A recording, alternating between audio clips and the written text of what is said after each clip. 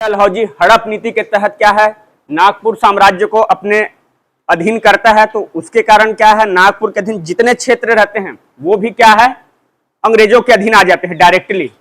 उसके बाद क्या होता है, ये जितने रियासत जो जमींदार आप देखते हो, ठीक है ना, उसका अलग से एक बार सर्वेक्षण करने का काम कौन करता है, सर रिचर्ड टेम्पल।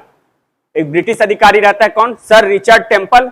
वो सर्वेक्षण करता है और डिसाइड करता है कि किसको हम लोग को रियासत का दर्जा देना है और किसको जमींदार के रूप में, माने जस्ट पहले जैसे थे वैसे ही रखना है। ठीक है, तो इसी सर रिचर्ड टेम्पल की रिपोर्ट के आधार पर छत्तीसगढ़ में देखो, जैसे बिम्बाजी भोसले के समय में 72 जमींदारियां थी। ठीक, तो सबको तो रियासत नहीं बना देंगे, जो माने जहां का राजा प्रभावशाली रहेगा उसका अपना मतलब प्रभावशाली बोलो और जनता के बीच में एक पकड़ बोलो, और दूसरा अगर बोलोगे अंग्रेज के परिप्रेक्ष्य में तो अंग्रेज का एक चाटुकारिता, या अंग्रेज को लगेगा कि ये हमारे लिए काम कर सकता है या हमारे फेवर में रहेगा।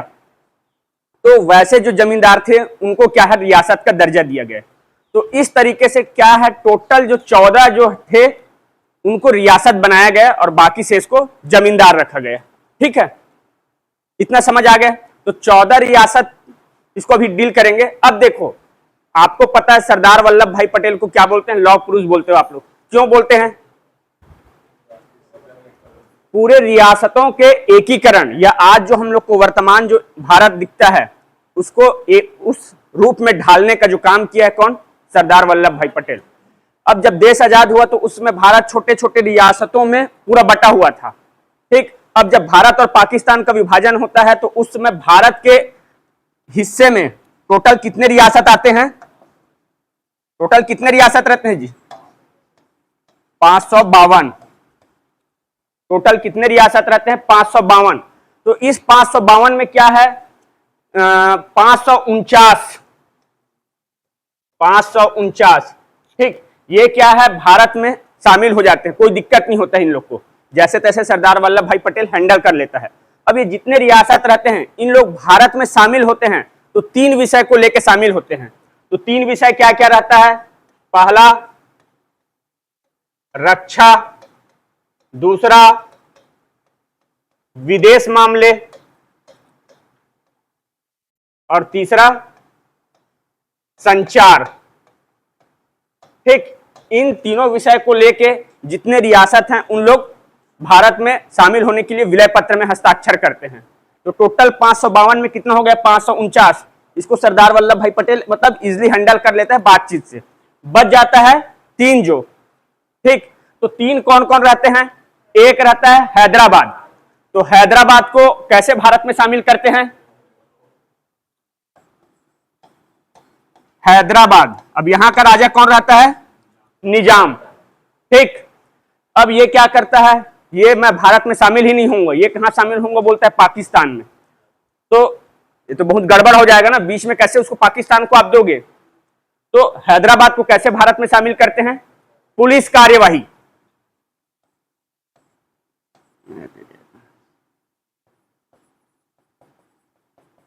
पुलिस कार्यवाही से। ठीक, दूसरा एक रहता है जूनागढ़। जूनागढ़, तो जूनागढ़ एक कहां है, गुजरात में। इसको कैसे शामिल करते हैं, जैसे जूनागढ़ जनमत संग्रह। और एक है तीसरा जो अभी भी विवादित बना हुआ है, जम्मू कश्मीर। इसको कैसे शामिल करते हैं, विलय पत्र में हस्ताक्षर करके। ठीक है, इतना आप लोग जान लो, विलय पत्र में हस्ताक्षर के द्वारा। अब इसके बारे में मैं ज्यादा डिटेल नहीं बताऊंगा अभी, पूरा इसका एक अलग से ही एक पूरा कहानी चलेगा फिर, नहीं तो बस इतना याद रखो, जब भारत पाकिस्तान का जब बंटवारा होता है तो भारत के हिस्से में टोटल 552 रियासत आता है, और ये 552 रियासत पूरा बिखरा रहता है। और इन रियासतों के पास 3 ऑप्शन रहता है, या तो भारत में शामिल हो सकते थे, या तो पाकिस्तान में, या फिर वो स्वतंत्र रह सकते थे। अंग्रेज लोग 3 ऑप्शन देते हैं। ठीक, अब सोचो अगर ये रियासत लोग अगर भारत में शामिल नहीं होते तो आज भारत कैसे रहता, खंड खंड में। ऐसे देखो ना, यूरोप में छोटा छोटा देश कितने सारे हैं, ऐसे पूरा बटा रहता। तो इन्हीं सबको एक करने का काम कौन किया? सरदार वल्लभ भाई पटेल। इसीलिए उनको लौह पुरुष कहते हैं। ठीक, तो 549 रियासत हो गए। मेन 3 रियासत हैं, यही भारत में शामिल होने में नाटक कर रहे थे। तो एक हैदराबाद, इसको पुलिस कार्यवाही के द्वारा शामिल किए। दूसरा जूनागढ़, जनमत संग्रह के द्वारा। और तीसरा जम्मू एंड कश्मीर, ठीक, इसको विलय पत्र में हस्ताक्षर करवा के। कौन 3 विषय को लेके इन लोग विलय पत्र में हस्ताक्षर करते हैं? रक्षा, विदेश और संचार। इतना हो गए। अब देखो टोटल 552 रियासत थे, तो इसमें छत्तीसगढ़ से कितने थे? 14 रियासत। ठीक, अब चलो इसी को मैं कंटिन्यू कर रहा हूं। जिनके पास नोट्स होगा तो ठीक है, अदरवाइज आप लोग नोट करना हो तो ठीक है कर लो, या फिर अपना घर में जाके देख लेना जैसे भी। ठीक है, तो मैं क्या करूंगा, पूरा 14 रियासत बताऊंगा और विलय पत्र में कौन हस्ताक्षर किए, और वो जो जितने रियासत थे उन लोग किस वंश से संबंधित थे। ठीक, जैसे कि अब मान के चलो बस्तर रियासत, तो बस्तर रियासत मैं आप लोग को पूरा बताया हूं। जितने राजा हुए उन लोग सब कौन वंश के थे? बस्तर में जब सिंधक नाग वंश के बाद कौन सा वंश आया? काकती वंश। ठीक है ना। अब इन्हीं लोग शासन करना स्टार्ट किए कब से? 1324 से लेके कब तक? 1961 तक। तो जब विलय पत्र में हस्ताक्षर करने का बारी आएगा तो बस्तर रियासत के राजा विलय पत्र में हस्ताक्षर करेंगे, तो वो कौन से वंश से संबंधित थे बोलेंगे? तो काकती वंश। तो ये जितना जो भी है 14 रियासत, उसके वंश को मैं बता रहा हूं अभी। तो देखो कभी भी याद करोगे किसी भी चीज को तो हमेशा आप छत्तीसगढ़ के मैप से या तो ऊपर से नीचे आना या तो फिर नीचे से ऊपर, ऐसे रैंडमली याद करोगे तो थोड़ा दिक्कत होगा और कुछ ना कुछ छूट ही जाएगा। तो हमेशा या तो उत्तर साइड से आओ या दक्षिण साइड से जाओ। ठीक, तो मैं नीचे साइड से जा रहा हूं। तो सबसे पहला रियासत कौन होता है? बस्तर। ठीक, सबसे पहला रियासत बस्तर। अब इस रियासत के कौन थे राजा जो विलय पत्र में हस्ताक्षर किए थे? प्रवीर चंद भंजदेव। प्रवीर चंद्र भंजदेव। ठीक, थोड़ा सा ऐसे ब्रैकेट में अगर आप लोग ऐसे जगह छोड़ना होगा या टेबल एक बनाना होगा तो बना लेना। एक यहां पे रियासत का नाम लिख लो, दूसरा हस्ताक्षरकर्ता, और तीसरा वंश। तो वंश को बाद में बताऊंगा, पहले राजा पूरा बता रहा हूं। तो पहला बस्तर रियासत, राजा कौन हुए विलय पत्र में हस्ताक्षर करने वाले? प्रवीर चंद भंजदेव। ठीक, तीरंदाजी के क्षेत्र में राज्य अलंकरण पुरस्कार दिया जाता है। दूसरा, बस्तर के जस्ट ऊपर कौन सा? कांकेर। बस्तर के जस्ट ऊपर कांकेर। भानु प्रतापपुर कहां है? कांकेर जिला में। सबको पता कि नहीं पता है? तो इसी से याद करना है, भानु प्रताप सिंहदेव। आपको टिक लगाना रहेगा, आपको एकदम स्कूल माइंड से जाना, सब आपको दिखेगा ऑप्शन में। ठीक, तो कांकेर में कौन? भानु प्रताप सिंहदेव। भानु प्रतापपुर से याद रख लेना, भानु प्रताप सिंहदेव। उसके बाद तीसरा, अब देखो जो राजनांदगांव वाला क्षेत्र है, तो राजनांदगांव में टोटल 3 रियासत थे, अभी तो एक अलग जिला बन गया है। ठीक है, तो एक रियासत था राजनांदगांव, दूसरा छुई खदान और तीसरा खैरागढ़। ठीक, पहले राजनांदगांव बहुत बड़ा था। ठीक, तो अभी आप लोग को पता है नया जिला बना है राजनांदगांव से, कौन सा? खैरागढ़, छुई खदान, गंडई, यही नया जिला बना है।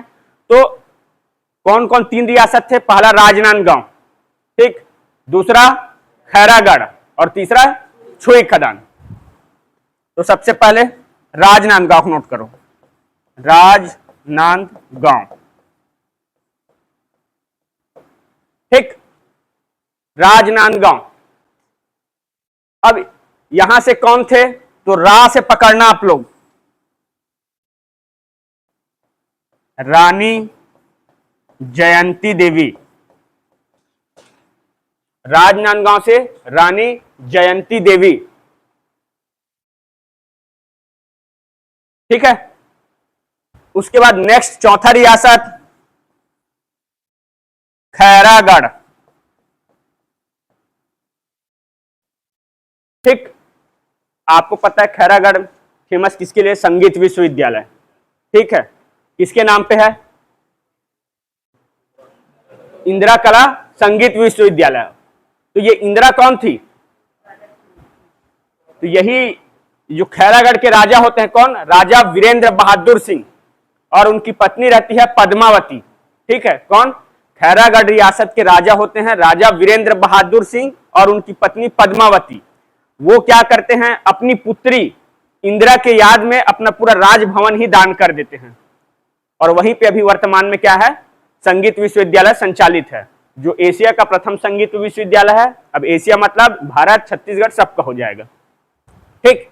तो खैरागढ़ से कौन राजा हुए? तो राजा वीरेंद्र बहादुर सिंह।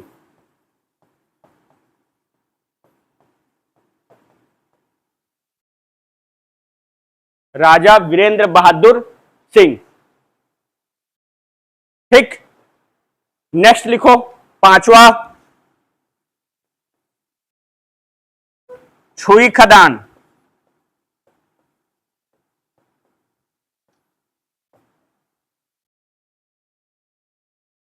छुई खदान, राजा का नाम लिखो, ऋतुपर्ण किशोर दास। ऋतुपर्ण किशोर दास, ऋतुपर्ण किशोर दास, ठीक। इतना नोट कर लिए। एक बार फिर बता रहा हूं, बस्तर प्रवीर चंद भंजदेव, ठीक, तीरंदाजी के क्षेत्र में राज्य अलंकरण दिया जाता है।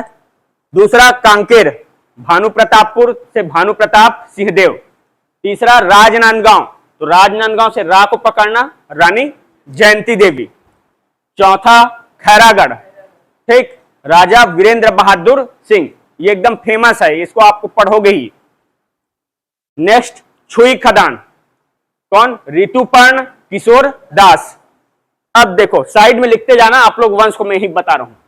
अब बस्तर वाला कौन सा हो जाएगा? काकती वंश, ठीक, बस्तर काकती वंश। कांकेर वाला कौन सा वंश होगा बताओ, आप लोग पढ़े हो? कांकेर सोमवंश। मैं आप लोग को बताया था, जो यहां सोमवंश का 4 शाखा था, एक अमरकंटक के सोमवंश, एक उड़ीसा के सोमवंश, और जो आप लोग सिरपुर में पढ़े हो पांडुवंश। एक्चुअल वो भी सोमवंश ही है, लेकिन हम लोग क्या इसको पांडुवंश बोलते थे। और एक चौथा कौन सा? कांकेर के सोमवंश। तो इनका वंश लिखो सोमवंश, कांकेर का सोमवंश। अब देखो ये तीनों जो रियासत है ये सब पहले राजनांदगांव में थे, ठीक। तो आपको खैरागढ़ का याद रखना है, मेन खैरागढ़ का लिखो नागवंश, खैरागढ़ का नागवंश। और बाकी ये दोनों राजनांदगांव और छुई खदान बैरागी वंश, बैरागी वंश,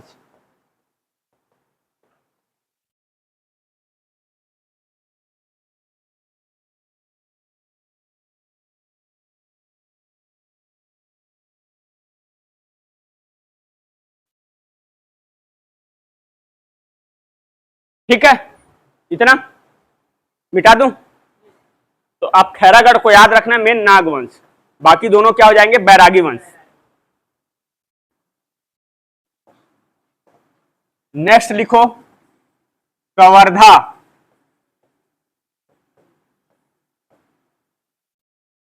नेक्स्ट लिखो कवर्धा। तो राजा कौन हुए? तो धा को पकड़ना है, कवर्धा धर्मराज सिंह,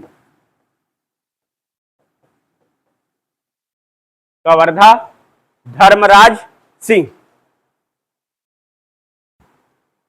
इतना हुआ। और यही धर्मराज सिंह, आप लोग जब जाओगे कवर्धा घूमने के लिए तो वहां का राजमहल देखोगे, ठीक है। कवर्धा का जो राजमहल देखोगे, आप लोग जैसे जाओगे, अगर कभी सरगुजा जाओगे तो सरगुजा में जो टीएस सिंहदेव है उसका भी आप लोग महल देखोगे। तो जितने रियासत हैं आप जाओगे, हर जगह उन लोग का जो रियासत के जो मेन राजा थे उनका महल देखने को मिल जाएगा। तो ऐसे ही कवर्धा जाओगे तो वहां क्या है, जो राजा का महल दिखेगा, तो उसको डिजाइन कौन किया था? तो यही धर्मराज सिंह डिजाइन किया था। और उसके गेट को किस नाम से जाना जाता है? हाथी गेट। जो कवर्धा महल है उसके मेन गेट को किस नाम से जानते हैं? हाथी गेट। अब हाथी गेट क्यों बोलेंगे? क्योंकि उस गेट से सीधा हाथी चले जाता था। ठीक है, तो ये पूछा हुआ है कि कवर्धा महल का डिजाइन कौन किया है? तो यही राजा धर्मराज सिंह। और उसके प्रथम गेट को किस नाम से जाना जाता है? तो हाथी गेट। ये पूछा हुआ है। इतना हो गया। उसके बाद नेक्स्ट लिखो शक्ति। नेक्स्ट लिखो शक्ति। शक्ति रियासत, अभी जो वर्तमान नया जिला बना है। तो ये बताओ लीला कौन दिखाएगा? जिसके पास शक्ति रहेगा, पावर रहेगा, वही तो दिखाएगा ना। लिखो लीलाधर सिंह।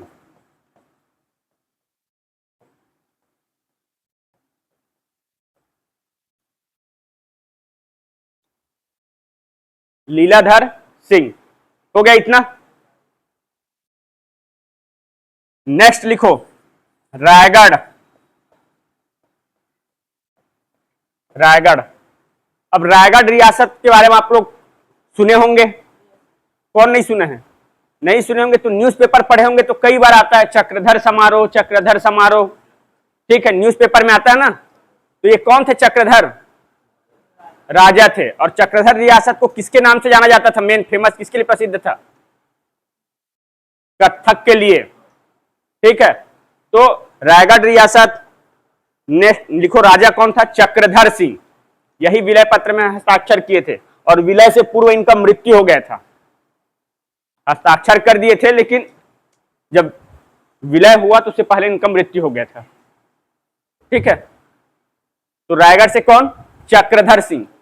हर साल गणेश चतुर्थी में चक्रधर महोत्सव मनाया जाता है रायगढ़ में। ठीक है, उसके बाद नेक्स्ट लिखो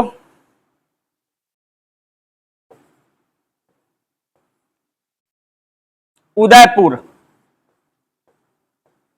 उदयपुर। ठीक, उदयपुर मतलब वर्तमान धर्मगढ़ जय वाला क्षेत्र है। ठीक है, उदयपुर। चक्रधर सिंह। उदयपुर। चंद्रचूड़ सिंह। चंद्रचूड़ सिंहदेव देख लेता हूं। चंद्रचूड़।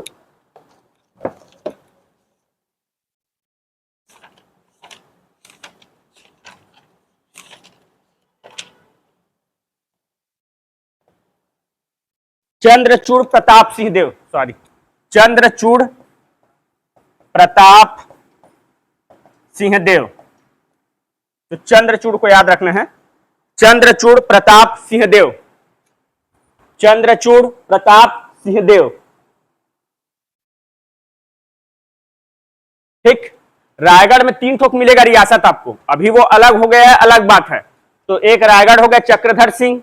उदयपुर मतलब वही वर्तमान अभी धर्मजयगढ़ वाला क्षेत्र। तो उदयपुर का चंद्रचूड़ प्रताप सिंहदेव। नेक्स्ट लिखो सारंगढ़। ये अलग जिला बन गया। ठीक है, सारंगढ़ भिलाईगढ़ वाला। ठीक है, सारंगढ़। ठीक है, इसका लिखो नरेश चंद्र सिंह। नरेश चंद्र सिंह। नरेश चंद्र सिंह। नरेश चंद्र सिंह।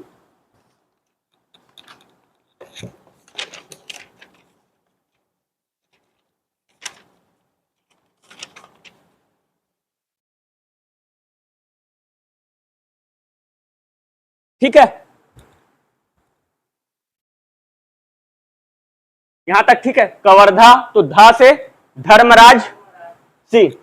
शक्ति तो शक्ति कौन दिखाएगा? जिसके पास लीला कौन दिखाएगा? जिसके पास शक्ति रहेगा। आप लोग देखे होंगे किसमें?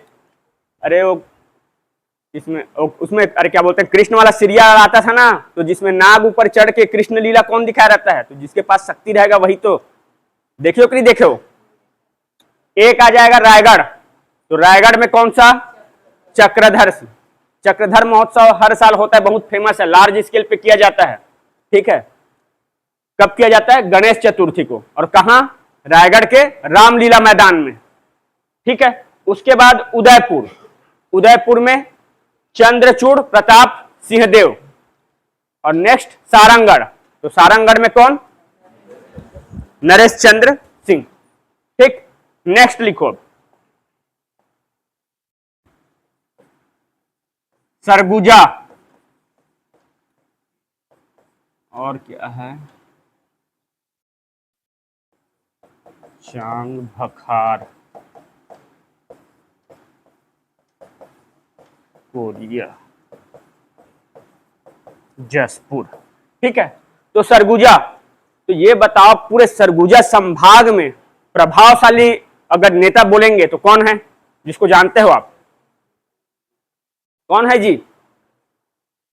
अरे जैसे कि पहले अगर बस्तर बोलते थे हम लोग, ठीक है, तो बस्तर बोलते हैं तो कौन से नेता का नाम सामने आता है? अभी तो ठीक है, पहले मतलब नहीं था तो महेंद्र कर्मा का नाम आता था कि नहीं आता था? बस्तर बोलते मतलब बस्तर टाइगर उसी को बोलते थे, महेंद्र कर्मा को।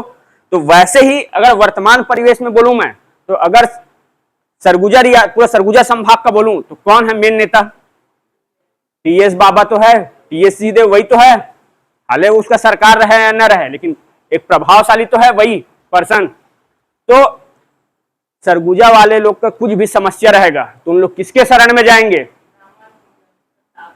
इन्हीं के शरण में जाएंगे ना। लिखो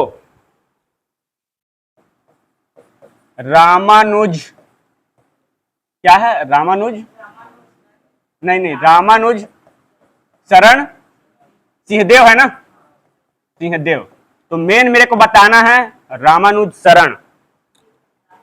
हाँ, तो अभी कंफ्यूजन होता है इसलिए मैं बता रहा हूं। तो रामानुज शरण सिंहदेव, और एक आएगा कोरिया में रामानुज प्रताप सिंहदेव। ठीक है। इन लोग का क्या है? फैमिली रिलेशन है। शायद मेरे ख्याल से टीएस की जो बुआ है वो यही कोरिया रियासत में है। तो एक रामानुज शरण सिंहदेव है और दूसरा ये कोरिया वाला है। इसका कौन था राजा? रामानुज प्रताप सिंहदेव। ठीक। तो सिंहदेव को डायरेक्ट टिक नहीं लगा देना है। तो सरगुजा बोलेगा मतलब आपको शरण में जाना है किसके? टीएस सिंहदेव। ठीक। तो रामानुज शरण सिंहदेव, और एक है कोरिया रामानुज प्रताप सिंहदेव। इतना हुआ? इतना हुआ जी। इसमें कंफ्यूजन होता है इसलिए बता रहा हूं मैं। नेक्स्ट लिखो चांग भखार, यहां का कौन रहता है? कृष्ण प्रताप सिंहदेव। कृष्ण प्रताप सिंह है ना? ठीक। कृष्ण प्रताप सिंह, कृष्ण प्रताप सिंह।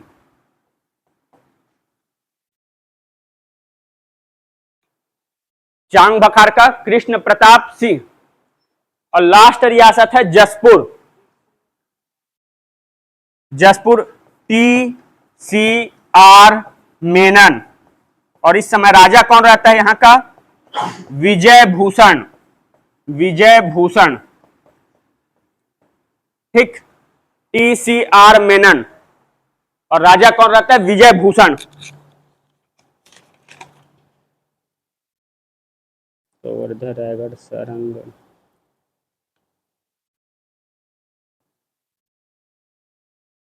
इतना हुआ? इतना हुआ जी।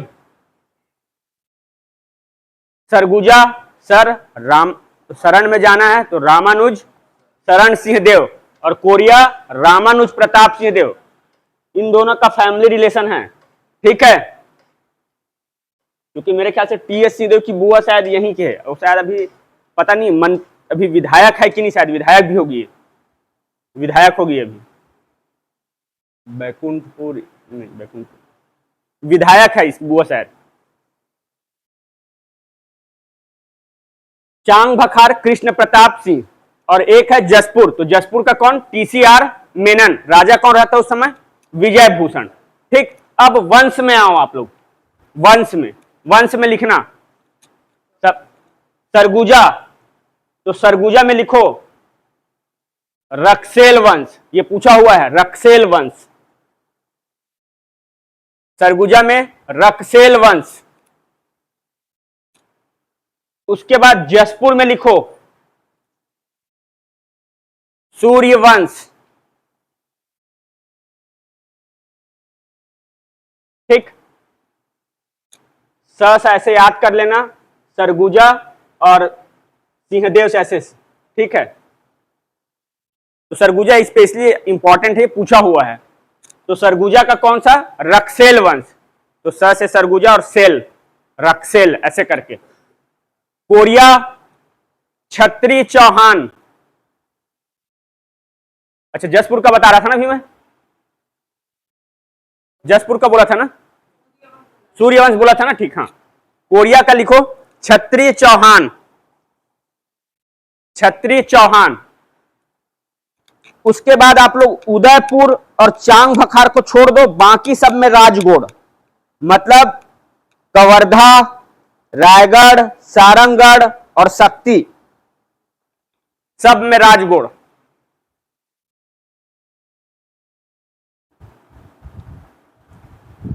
कवर्धा, रायगढ़, सारंगगढ़ और शक्ति, ये चारों कौन से वंश वाले थे?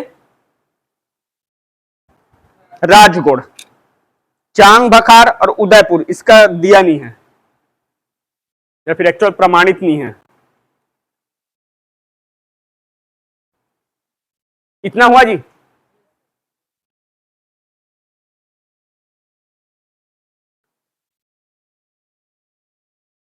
एक बार आप लोग देखो, फिर मैं रिवीजन कराता हूं।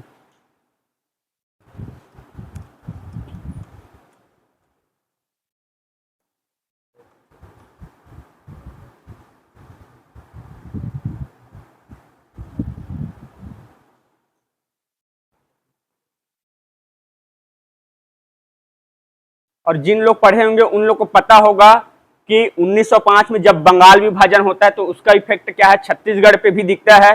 तो जो 5 रियासत रहते हैं उड़िया वाले, हमारे जो छत्तीसगढ़ में पहले शामिल थे, उसको कहां शिफ्ट किए हम लोग? बंगाल प्रांत के उड़ीसा क्षेत्र में। मतलब वर्तमान का जो संबलपुर जिला जब छत्तीसगढ़ था उस समय। ठीक है, तो शुरू में आज जो हमको दिखता है नक्शा, ये 1905 से पहले नहीं था। 1905 से पहले जो 5 और थे रियासत जो संबलपुर जिला के अंतर्गत आते थे, जिसमें कौन कौन है? पटना, रायखोल, बांबरा, सोनपुर और कालाहांडी। ठीक है, इसको बाद में डिटेल पढ़ेंगे तब मैं बताऊंगा, अभी बस एक ओवरव्यू बता रहा हूं। तो 1905 जब बंगाल विभाजन होता है तो उस समय जो संबलपुर जिला रहता है उसको कहां हम लोग शिफ्ट करते हैं? उड़ीसा को देते हैं। आज जो आप लोग संबलपुर बोलते हो कहां है उड़ीसा, वो पहले कहां था? छत्तीसगढ़ में था 1905 से पहले। तो इस संबलपुर जिला के अंतर्गत जो 5 क्षेत्र थे, पटना, रायखोल, बामरा, सोनपुर और कालाहांडी, इसको हम लोग कहां शिफ्ट किए? उड़िया भाषी वाले को उड़ीसा को दिए।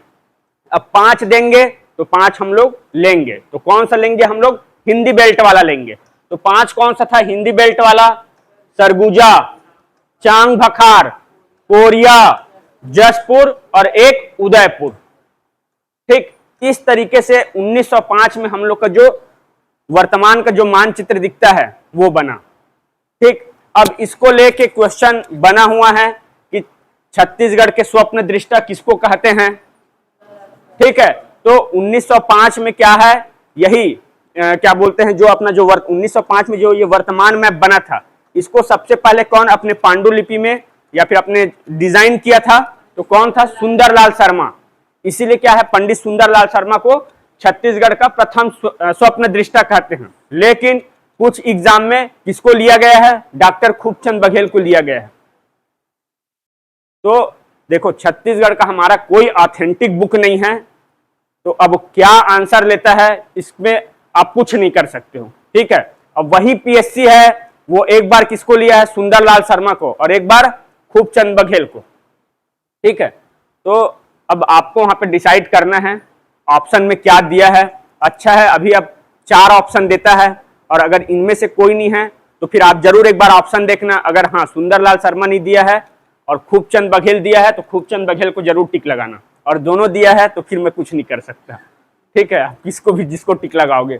अब वो क्या है, जो एग्जामिनर जो सेट करने वाला है वो किस माइंड सेट से सेट किया और किसको आंसर लिया है, फिर उसके हिसाब से डिसाइड होगा। ठीक है, चलो एक बार पूरा बता दूं मैं, पूरा पढ़ लिए जी, देख लो एक बार, 1-2 मिनट में देख लो फटाफट। अब देखो ये जितने पूरे 14 रियासत हैं, ये भारत संघ में फाइनली कब शामिल हुए, तो ये डेट पूछा हुआ है। तो 1 जनवरी 1948, देखो देश आजाद हो गया था 47 में, इसका मतलब ये नहीं कि पूरा आज आपको ये जो दिखता है, ठीक है, वर्तमान भारत, वो ऐसा नहीं था। ठीक, 15 अगस्त 1947 को देश आजाद हुआ था, लेकिन जितने रियासत थे वो भारत में एक नहीं हुए थे।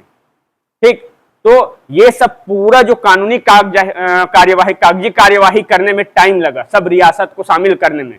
तो जो हमारे छत्तीसगढ़ के जो 14 रियासत हैं वो फाइनली मतलब पूरे कंप्लीट, जो 14 रियासत है, 14 रियासत है तो सब एक ही दिन में तो साइन नहीं कर देंगे, सब आगे पीछे किए। तो इसके कारण जितने 14 रियासत हैं वो कब शामिल हुए पूरे भारत में, तो 1 जनवरी 1948, ये डेट याद रखना है, ये पूछा हुआ है, 1 जनवरी 1948।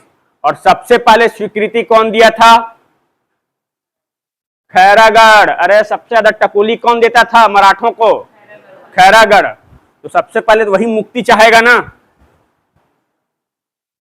तो सबसे पहले स्वीकृति कौन दिया था? यही खैरागढ़ रियासत। और सबसे आखिरी में शामिल हुआ था जसपुर। इतना हुआ। चलो एक बार मैं फिर फटाफट रिवीजन करा देता हूं पूरा 14 रियासत का और उसके राजा का नाम। ठीक, सबसे पहले आप लोग याद करना, तो हमेशा ऐसे नीचे से ऊपर जाना, नहीं तो फिर छूटेगा आपसे कुछ ना कुछ। तो इसमें अभी तक से यही क्वेश्चन पूछा हुआ है कि कौन से रियासत के राजा कौन थे जब भारत में विलय पत्र में शामिल, विलय पत्र में हस्ताक्षर करने का जब बात नौबत आया तो कौन राजा विलय पत्र में हस्ताक्षर किए थे, ये पूछा है। दूसरा उसका वंश पूछा हुआ है। ठीक, तो सबसे पहले बस्तर रियासत, तो बस्तर रियासत के राजा कौन थे? प्रवीर चंद भंजदेव। ठीक, कौन से वंश से संबंधित थे बोलेंगे तो काकती वंश। उसके ऊपर में कांकेर, तो कांकेर के कौन थे राजा? भानु प्रताप सिंहदेव सिंह है। तो मेन देखो, आपको मेन की पॉइंट को याद रखना, भानु प्रताप याद रखना एकदम। अब हु बहु आप लोग एकदम रटते मत जाना, वहां पे 4 ऑप्शन रहेगा, आपको मेन भानु प्रताप दिखना चाहिए। ठीक, तो भानु प्रतापपुर से भानु प्रताप। ठीक, वंश कौन सा हो जाएगा? सोमवंश।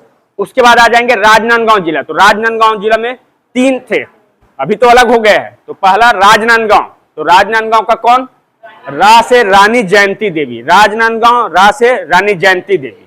उसके बाद नेक्स्ट खैरागढ़, तो खैरागढ़ का कौन? राजा वीरेंद्र बहादुर सिंह। यही अपने पुत्री इंदिरा के याद में अपना राजमहल दान दिया था, जहां पे संगीत विश्वविद्यालय है। ठीक, तो खैरागढ़ का राजा वीरेंद्र बहादुर सिंह। उसके बाद छुई खदान, तो छुई खदान का कौन? ऋतुपर्ण किशोर दास, ऋतुपर्ण किशोर दास। ठीक, अब ये तीनों रियासत में एक ही है जो नागवंश वाला है, कौन सा? खैरागढ़। अब कोई ये नहीं बोलेगा अरे कवर्धा रियासत मतलब नागवंश यही कवर्धा क्षेत्र में था तो ये नागवंश वाला होगा, ऐसा नहीं।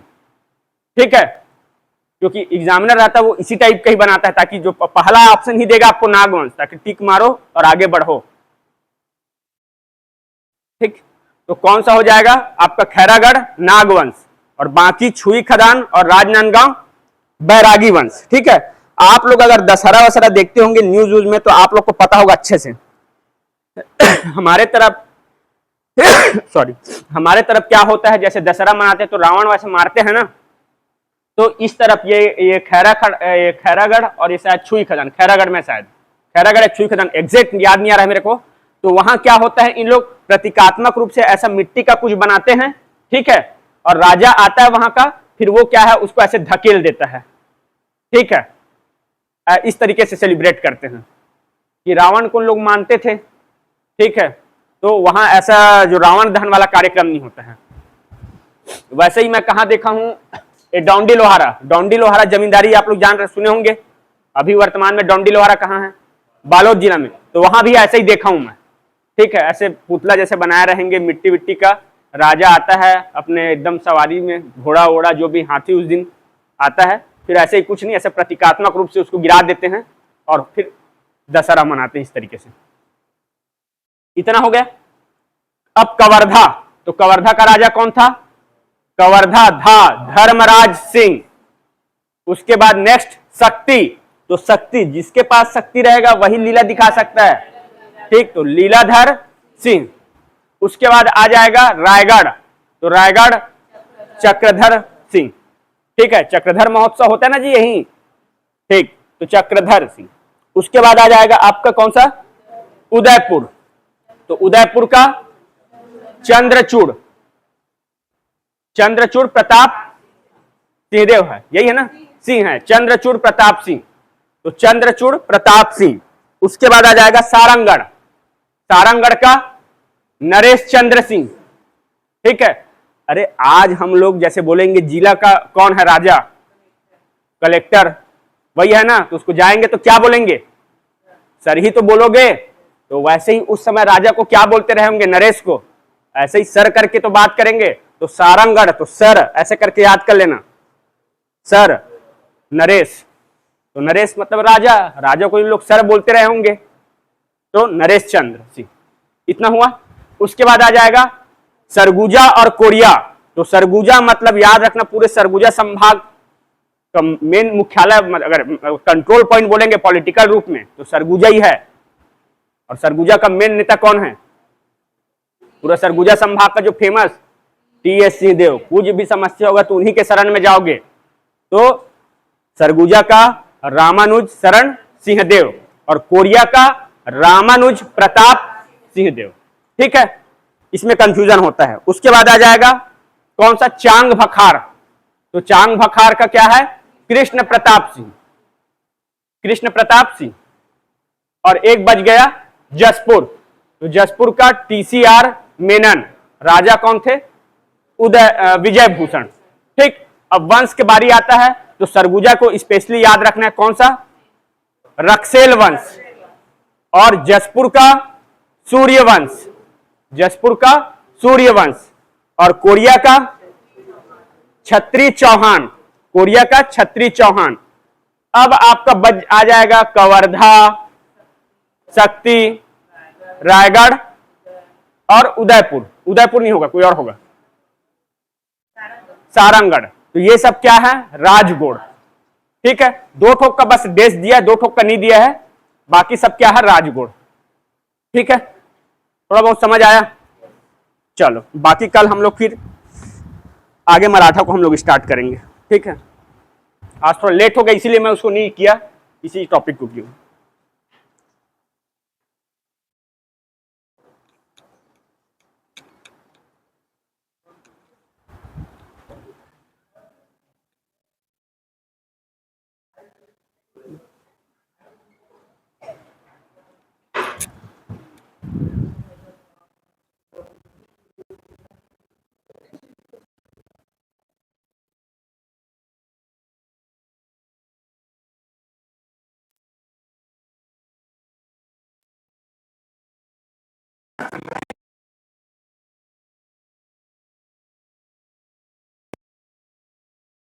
मेरे कुछ पता नहीं है भाई, कॉलम भाई इसको निकाल दो,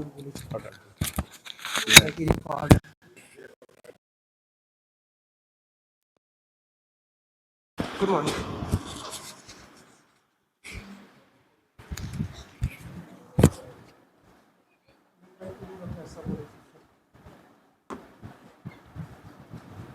पॉज कर लीजिए।